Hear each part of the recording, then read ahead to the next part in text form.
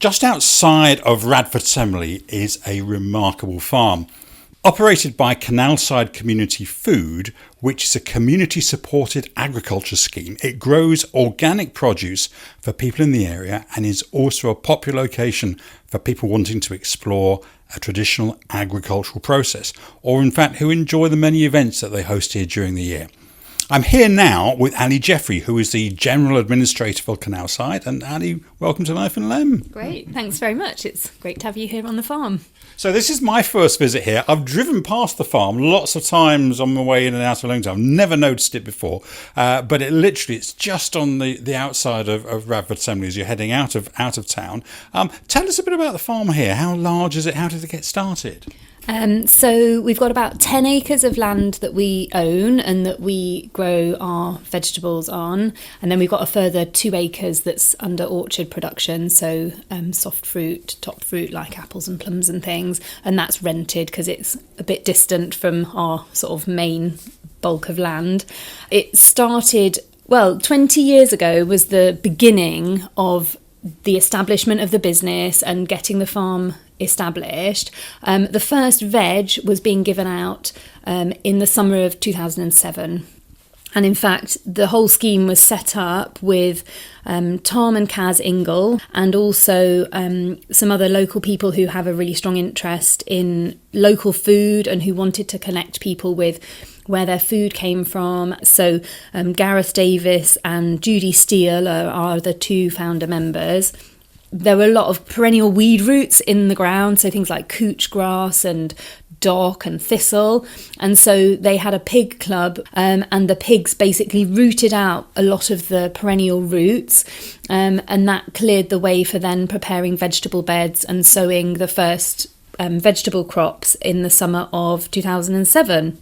I've not come across a community-supported agricultural scheme before, Ali. Could you just perhaps explain what that is? Yeah, sure. So we shorten it to CSA. So we're a CSA, a Community Supported Agriculture Scheme. And basically it means that we have members who make a commitment to the farm. So, and in making that commitment, they share the rewards, i.e. a wide array of vegetables that are produced throughout the year and so on. But they also share the risks. So, if something doesn't go so well, they might not get such a good harvest or a good share of the harvest of certain things, or sometimes even things completely fail and we can't offer a certain vegetable to people. Now, actually, in that kind of situation, we have started where it's a really core staple of the share. We have started to buy in some organic produce from an organic wholesaler because we actually want to balance making people share the risks, but also giving them a decent, share of vegetables. So you mentioned that the farm itself has been running for about 20 years now. How long have you been involved in, and what got you here in the first place? Well, I wasn't quite involved at the beginning because when in 2006, when the pigs were on the land, I was actually working as a volunteer in international development in Pakistan. But it was the experiences that I had in Pakistan that made me really question the relationship that we have with food in this country. In Pakistan, I lived in quite a rural community in the mountains of northern Pakistan. So I saw families putting a lot of work into food production. And then I also did some travelling in other areas of Pakistan before I came back, including one quite remote valley where I was able to talk to the wife of the family in Urdu, because I'd learnt that while I was over there. And I was able to go to her fields with her and help her with harvesting the tomatoes and then processing the tomatoes for drying and talk to her about that process and learn about how she fed her family. And that experience in particular, that little trip at the end, really cemented for me how we're so divorced in this country from where our food comes from, how it's produced, the land it's grown on, all of those things. Supermarket culture really divorces us from those things. And I wanted it to be different for me coming back. And then I went to the Peace Festival and discovered Canalside through a stall that they had there. And within a couple of weeks, I was volunteering every week. And almost the rest is history. And here we are, sat here in 2026. So perhaps give us a sense of the sorts of things that you grow here. Oh, wow. Such an array. So Lots of different types of brassicas, so that's cabbage family, cabbages, cauliflowers, purple sprouting broccoli, different types of kale. What else? At the moment, we've got things like fennel, all the summer fruiting vegetables, tomatoes, aubergines, courgettes, peppers, cucumbers, all the different types of beans. Last week, the growers were harvesting broad beans and French beans. That was a heavy harvesting day for them. We've also got runner beans coming on, not quite ready yet. Potatoes, onions, garlic. Through the winter, we're harvesting all the different roots, things like parsnip, swede, turnip, mooli, which is the long white radishes, black Spanish radish, as well as leeks, and then, all the different cabbages and things come through in the winter. That's an incredible array of all sorts of fruit and veg there. If someone's listening and go, you know what, I'd love to be able to access that.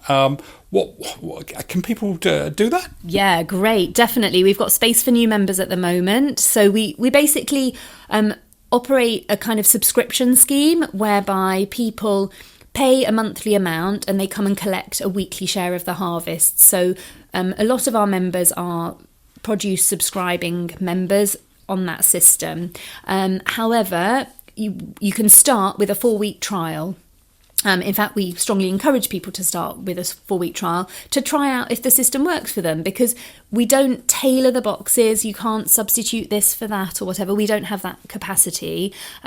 So, it is quite different to going to the supermarket with a ingredient list for your recipes and saying, well, I'm going to buy this, and this, because it's different every week what you're getting in the share of the harvest. And you have to develop a different way of thinking about cooking and using the produce. So people start with a 4-week trial, and then if they like that, if that works well for them coming to the farm or collecting from our Leamington collection space, then they can get a subscription, and they would then just pay a monthly amount and come every week to collect their share of the harvest. Now, for some people, actually, collecting a share every week just doesn't quite work for them. They travel, they've got varying size of household from one week to the next or whatever. And actually at the moment, we're also offering an ad hoc summer abundance share, which people can buy as and when. And that's open to all our social members. So we've got a second class of membership, which is people who pay an annual subscription fee, an annual membership fee, and they're social members. They can come along to any of our events. They can come along to our volunteering sessions, which run twice a week. And now, at the moment, until probably late September or maybe into October, they can also buy this ad hoc summer abundance share if they want to. So really 2 opportunities there. If you think this might be something you want to do routinely and regularly, then you can start a 4-week trial. But if you just want to dip in the fruits of the summer and the harvest here, then you can become a social member and then just buy on an ad hoc basis as you go. Yeah, that's it, exactly.